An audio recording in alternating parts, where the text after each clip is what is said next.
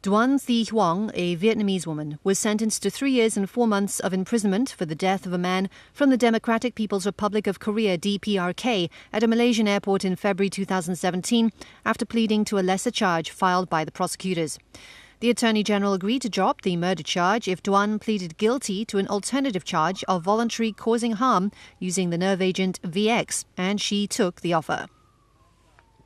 The judge sentenced Duan to 3 years and 4 months. Since she's already been in custody for more than 2 years and with the normal one-third sentence reduction, she will walk free in just over a month. Duan's supporters in court applauded the decision, while the judge said she was very lucky. Duan was seen on airport CCTV footage apparently applying the substance to the DPRK man's face with her co-accused partner Siti Aisyah, who is Indonesian. Duan's lawyers said there will be no true justice until the 4 DPRK men described as the masterminds of the plot and who fled right after the attack are brought back to stand trial. In March, Malaysian prosecutors withdrew the murder charge against Siti Aisyah, the Indonesian woman who was charged together with Duan in the case. Aisyah was released on March 11th, but Duan's application to have her murder charge dropped was rejected by the Attorney General. Both women were accused of killing the DPRK man by smearing VX nerve agent on the man's face at Kuala Lumpur International Airport in February 2017. They have both denied the charges previously.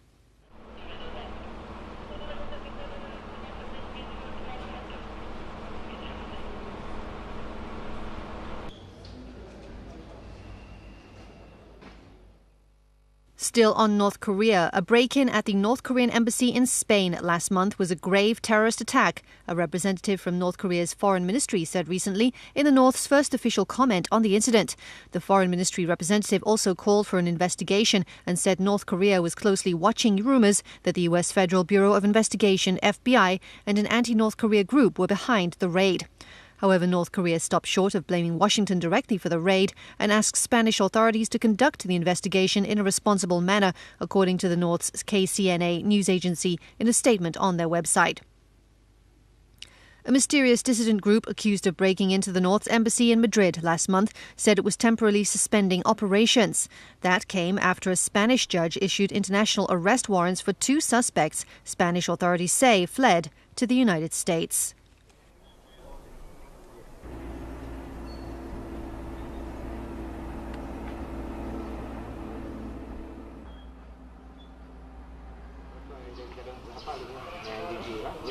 The number of Rohingya ethnic Muslim refugees who are accommodated in the SK Birun complex left 2 more people. A total of 77 people have escaped since 3 months ago. Security coordinator for refugee handling at Birun SKB, Ruslan Abdul Ghani, said that 2 refugees who were still in the refugee camp were Muhammad Yusuf, 20, and Muhammad Islam, 15, while other refugees escaped in various ways and at separate times. Rohingya ethnic refugees from Myanmar stranded in Kuala Raja on April 20, 2018, totaled 79 people. They were accommodated around 11 months in the SKB complex. Head of the Biruen Social Service, Murdani, said that his party had received a case report of refugees fleeing. Meanwhile, the handling of the remaining 2 refugees is not known exactly. However, his party has reported to the Social Affairs Office of Aceh.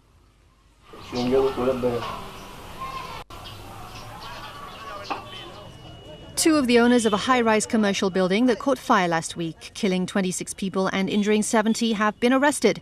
Authorities say the 22-story building structure lacked adequate safety measures and was extended illegally, raising fresh questions about safety standards in one of the world's most densely congested cities.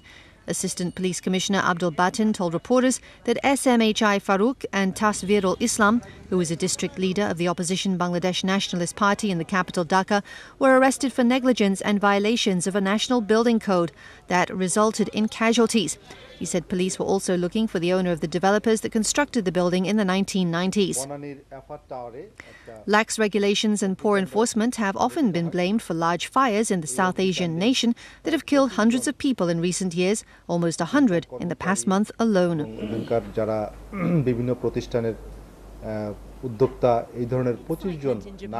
As the country declares its new imperial era will be called... Excitement in Japan as the country declares its new imperial era will be called Reiwa. Crowds gathered in Tokyo to get their hands on these special edition newspapers commemorating the announcement. The Reiwa era begins on May 1st, when Crown Prince Naruhito becomes the country's emperor. He's taking over from his father, Emperor Akihito, who abdicates at the end of the month, ending the Heisei era, which began in 1989. Akihito will be the first emperor to abdicate in Japan in over 2 centuries. Imperial era names are widely used in Japan on coins, calendars, newspapers, and in official paperwork. While the Western calendar has become widespread in the country, many Japanese still count years by imperial eras or use the 2 systems interchangeably. This factory in northern Tokyo has already started to create calendars with the new name. Japan's Prime Minister Shinzo Abe says Reiwa emphasizes the beauty of Japan's traditional culture and a future where everyone can achieve their dreams, especially the young.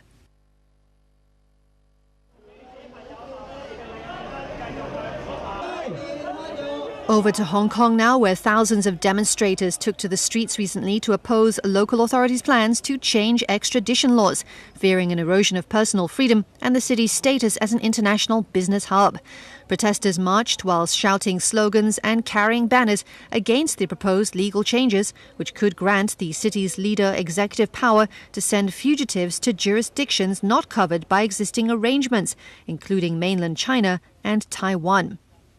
Hong Kong's Civil Human Rights Front convener Jimmy Sham said to Reuters the extradition amendment not only affects Hong Kongers but also foreigners who live or pass through there, adding that he feared the legislation could eventually result in the United States revoking the city's special trading status. The planned changes have been strongly opposed by some lawmakers, legal and rights groups, as well as members of the city's business community. The demonstration drew 12,000 people, said organisers. The police said 5,200 people showed up at the protest's peak.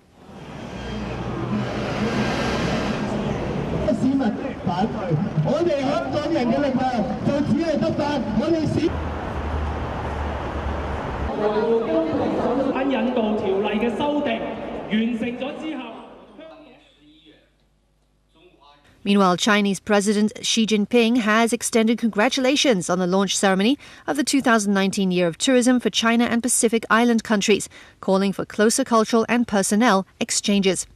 In the congratulatory message to the event, which was held in Apia, the capital of Samoa, Xi emphasized that the tourism year is an important consensus he reached with leaders of the Pacific Island countries at their PNG meeting.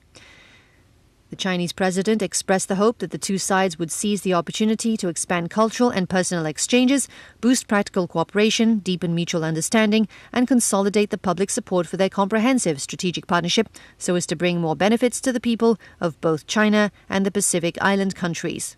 Pacific Islands are renowned for their beautiful natural scenery, and in recent years, more and more Chinese people are being able to see it.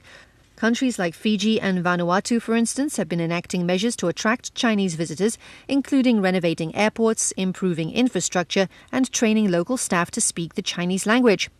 A grand ceremony was held in Apia, the capital of Samoa, to launch the tourism program that is expected to see more Chinese tourists in the Pacific Island countries. Samoa's Tourism Authority, in order to celebrate the event, held a fireworks show and staged cultural performances by Chinese artists and Samoan students. Before the opening ceremony, over 30 Chinese companies held talks with tourism companies in the Pacific Island countries, expressing the will for further cooperation.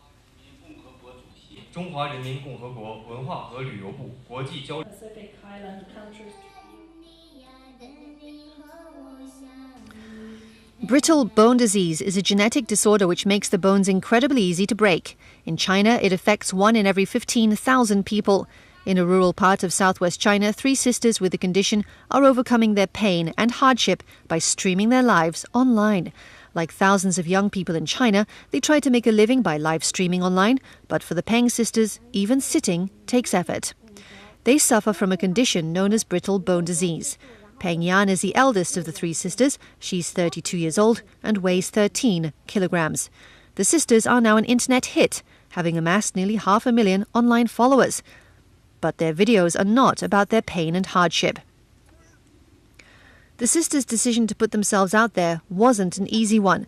For most of their lives, they were confined to their bed. They have never gone to school and only learned how to read by watching television. Last year, one follower even donated automated wheelchairs, which enable the sisters to go outside home. Now, the girls sell local snacks while live streaming. Their parents help with the packaging and shipping. The family now makes more than what Mrs. Peng used to earn working as a babysitter. Once, for the girls, being able to support themselves was only a distant dream. But they've always secretly dreamed of something else. 每次我妈陪我们在路途当中，老三就开得老快了，然后要是能变成正常人的话，我愿意只活，哪怕5年都。 Visitors at the upcoming 2019 Beijing International Horticultural Exhibition will have the opportunity to experience a unique garden inspired by traditional Chinese ink paintings. Danish designer Andersen is among the 6 world-renowned horticultural masters who were invited to design 5 gardens for the expo. Andersen and his team have drawn their inspiration from Chinese landscape paintings to design and build the garden called Yuan. They used a total of 1,088 bamboo from East China's Zhejiang province to complete their work. One of the main features in the garden is the bamboo bridge. The highest point of the arch bridge is 7 meters, offering visitors a great view of the garden. In addition to Chinese paintings, Andersen also included the 6 elements of stone, light, water, wind, wood, and people, all of which are intended to interpret Chinese traditional philosophy and aesthetics in his design. Apart from the bamboo bridge, the team are also creating a second route based on the inspiration of scaffolds at the construction site. They are also building a rockery with the waste material in the garden and using water mist, which will create a rainbow-like effect. The expo will last 162 days, showcasing about 1,200 types of plants from over 100 countries and international organizations to groups and guests from around the world. The expo is scheduled to run from April 29th to October 7th.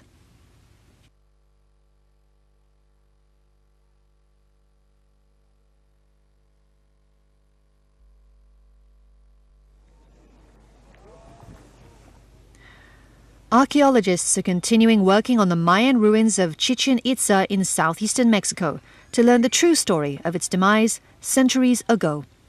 The archaeological ruins of Chichen Itza draw millions of tourists every year. It's a city built by the ancient Maya in the jungle heart of the Yucatan Peninsula, then mysteriously abandoned to the jungle 600 years ago. The Temple of Kukulkan attracts millions of visitors every year, and to this day, for archaeologists, the abandoned city continues to give up secrets. The Balamku cave was uncovered just last year within the ancient city, revealing a treasure trove of ancient Mayan artifacts in a project led by archaeologist Guillermo de Anda. Anda said that the cave Balamku was going to help them rewrite the history of the city. The team found incense burners, water carriers and pots, evidence of religious ceremonies. Initial studies say the finding indicates a period of drought in the city, and the team believe that the ancient Mayans held ceremonies to call the attention of the water god. Although the ancient city of Chichen Itza was abandoned by the ancient Mayans, they left behind evidence of a highly advanced culture with knowledge of astronomy, economics and agriculture. And while the ruins of ancient cities may be abandoned, modern-day Mayan culture is alive in the Yucatan Peninsula. Mario de Zul is Mayan, and after years he has finally saved up to build his house, which he's doing in the traditional style. As archaeologists continue to discover the secrets left behind by an ancient civilization, they are looking at the roots of a culture that continues to survive in the 21st century.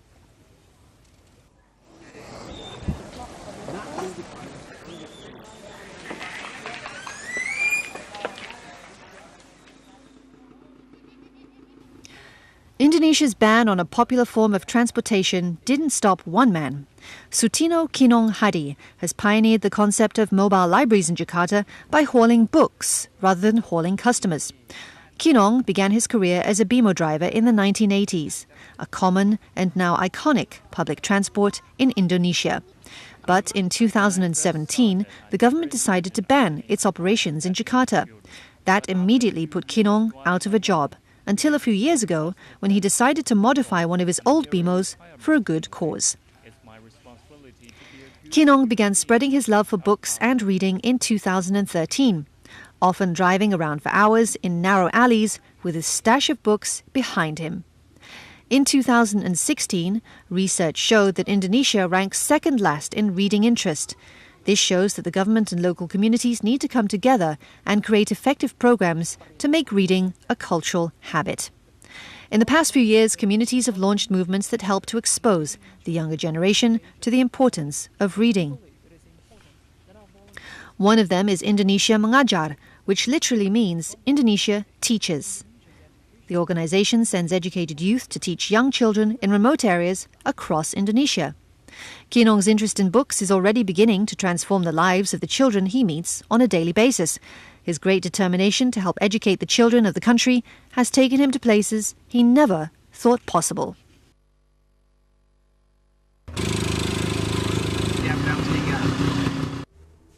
Would you quit your job for YouTube stardom? When Yoon Chan-hyun did that exactly 4 years ago, his parents told him to get his sanity checked. He used to work at Samsung as a researcher, earning about $58,000 a year, which is triple the national average entry-level wage. Plus, he had top-notch healthcare and other benefits. But it was a job that required late hours with little opportunity to move up. Eventually, Yoon was burnt out and realized this wasn't the kind of life he wanted. Now he runs a YouTube channel about pursuing dream jobs, an increasingly popular topic among South Korean millennials. The aspiration used to be a career with big conglomerates like Hyundai and Samsung, but a growing wave of young people are ditching white-collar positions and shifting to more unconventional careers instead. YouTube millionaire Dae Do Seok-won is a poster child for this. He used to work for SK Telecom, another big South Korean conglomerate. Now he has more than 19 million subscribers on his gaming channel and makes about $15 million a year. In January, quitting jobs was one of the nation's top 10 New Year's resolutions on major social media websites. And some people are even going back to school to learn how to do just that. The School of Quitting Jobs in Seoul says it's attracted more than 7,000 attendees since opening its doors in 2016. Courses at the small 3-classroom campus include how to YouTube, manage an identity crisis, and how to brainstorm Plan B. And the school likely won't be short of business anytime soon. Becoming a YouTube creator is now one of the top 5 dream jobs for elementary school students, according to a recent government poll. That wraps up Primetime Asia. Until next week. My work was really repetitive and boring, so I didn't want to be stuck in it. Students, according to a recent government poll.